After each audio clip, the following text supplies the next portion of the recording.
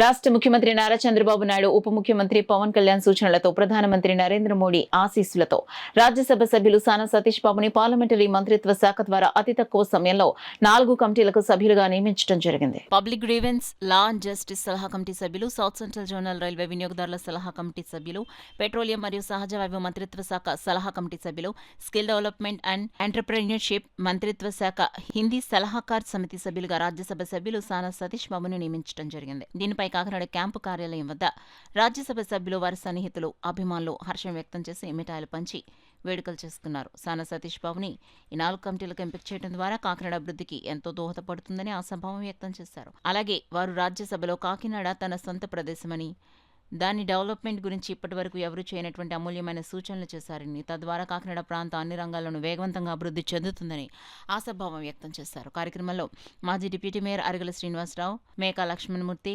GGH committee member and camp కార్యాలయ incharge Vennapu Chakradharrao, Chintapalli Arjun, world consumer rights Andhra Pradesh chairman Nagireddy Bujji, Ankamreddy Ramunaidu, Barla Srinivas, Yalla Chakravarthi, Vasamsetti Sivasankar, Chotisetti Srimannarayana మరియు పెద్ద సంఖ్యలో అభిమానులు పాల్గొన్నారు.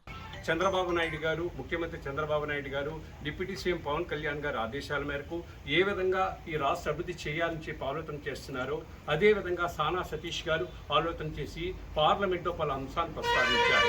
ముఖ్యంగా పోలవరం గురించి కానీ, రాజధాని అమరావతి గురించి కానీ, విశాఖ స్టీల్ ప్లాంట్ ఈ అంశాలను ప్రస్తావించారు.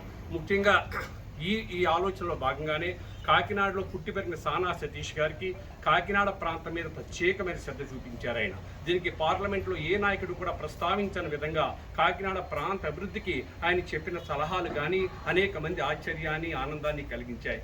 ముఖ్యంగా కాకినాడ ఉప్పాడ ఇంతవరకు సహోదరులు చెప్పారు.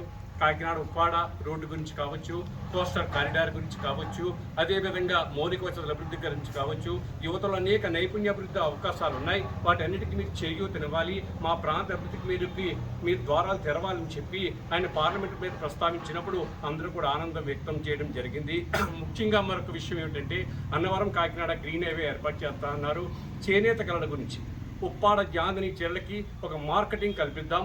అమెజాన్, ఫ్లిప్కార్ట్ లాంటి సంస్థలకు అనుసంధానం చేసినట్లయితే, అంతర్జాతీయంగా మార్కెటింగ్ లభించినట్లయితే చేనేత కళలకు కూడా ప్రాముఖ్యత పెరుగుతుంది. హస్తకళలకు కూడా ఒక అభివృద్ధి చూపిద్దామని చెప్పినప్పుడు చేనేత వర్గాల నుంచి ఒక రకమైన ఆనందం ఆఫీస్ తెలియజేశారు. చేనేత సహోదరులందరికీ కూడా సతీష్ గారి ద్వారా మేము అభినందనలు తెలియజేస్తున్నాం.